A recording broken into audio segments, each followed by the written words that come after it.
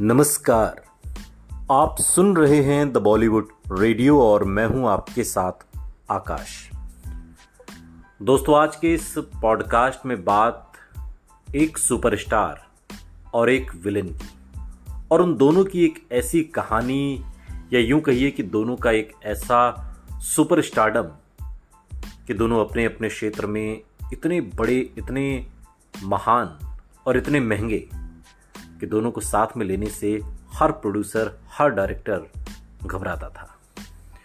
राजेश खन्ना ने अपने दौर में बुलंदियों को छुआ और अपने अभिनय के साथ साथ अपने चार्म से भी उन्होंने सबका दिल जीता।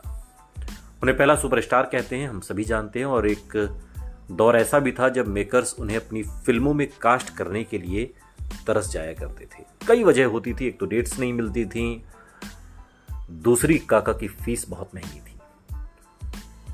जहां एक तरफ ये बड़े सुपरस्टार छाए हुए थे, वहीं इंडस्ट्री के सबसे बड़े खलनायक भी भारी भरकम फीस चार्ज करते थे। और यही वजह थी कि दोनों को एक साथ कास्ट करना किसी भी मेकर के लिए आसान नहीं होता था। अब आप सोच रहे होंगे कि आखिर कौन था वो खलनायक। तो एक सुपरस्टार तो दूसरा सबसे बड़ा खलनायक। राजेश खन्ना उस समय इंडस्ट्री में बड़े सुपरस्टार थे और प्राण साहब भी बड़े सितारे हुआ करते थे।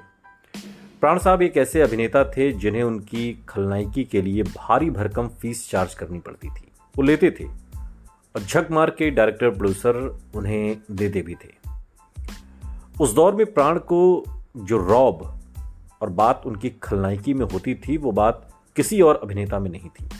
तमाम खलनायक हुए, लेकिन प्राण साहब जैसा जो खलनायकी उनकी जो अदा थी, उनका सानी कोई नहीं था।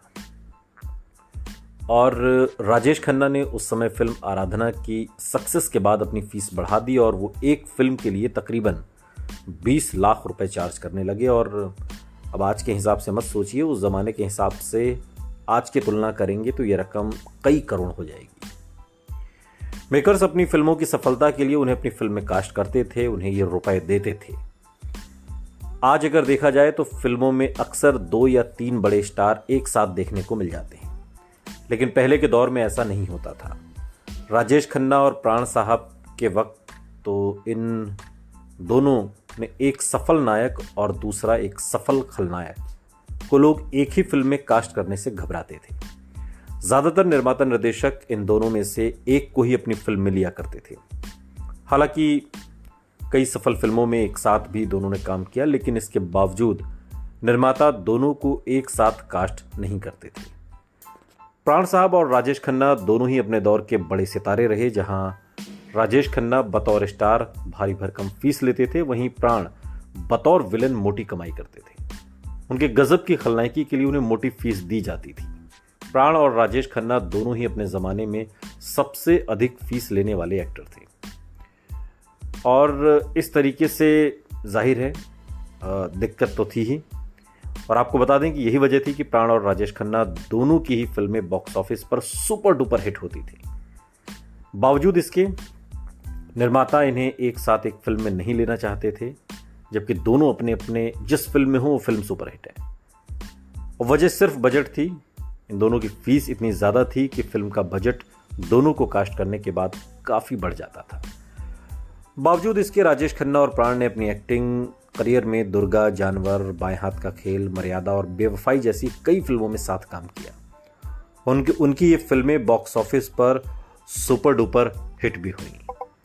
दरअसल राजेश खन्ना जहां एक और रोमांटिक स्टार थे, रोमांस की एक मूर्ति थे और रोमांस का एक दूसरा नाम थे, और अपनी सफल फिल्मों में जो तकरीबन 15 super duper hit back to back फिल्में हैं, उसमें राजेश खन्ना ने एक से बढ़कर एक रोमांटिक किरदार निभाए। चाहे वो आराधना हो या फिर अमर प्रेम की बात हो, ये वो तमाम फिल्में थीं, या फिर दुश्मन भी, और अलग अलग तरीके के किरदार राजेश खन्ना ने निभाए। वहीं अगर प्राण साहब की बात करें तो प्राण साहब का फिल्मी करियर यूं तो ब्लैक एंड वाइट के ज़माने से शुरू होता है, लेकिन उनकी जो खलनायकी की अदा थी, उसमें एक सबसे ख़ास बात यह थी कि प्राण साहब फिल्म के मुताबिक गेटअप रखते थे। और उनके गेटअप में ख़ास बात होती थी। और शायद ही आपको, हालांकि दावे के साथ ये बात कही जाती है कि उनका कोई गेटअप किसी फिल्म में आपको रिपीट होता हुआ नज़र नहीं आता, ज़रा भी सिमिलरिटी आपको नहीं दिखेगी। और ये प्राण साहब की खासियत थी। और उनके बारे में कहा जाता था कि वो खुद इस बात की तैयारी करते थे कि उनका जो गेटअप हो वो कैसा हो, वो कैसे स्क्रीन पर दिखें और कैसे ज़्यादा से ज़्यादा अपने गेटअप में रहते हुए अपने आप को डिफरेंट और ज़्यादा असरदार बना सकें। और यही वजह थी कि जिस फिल्म में प्राण साहब होते थे वो फिल्म सुपर डुपर हिट होती थी। और यही बात राजेश खन्ना पर लागू होती है। लेकिन अब इसे विडंबना कहिए या इन दोनों की मोटी फीस की मार कि कोई डायरेक्टर प्रोड्यूसर इन्हें एक साथ कास्ट करने से घबराता था। सुनते रहिए द बॉलीवुड रेडियो, सुनता है सारा इंडिया।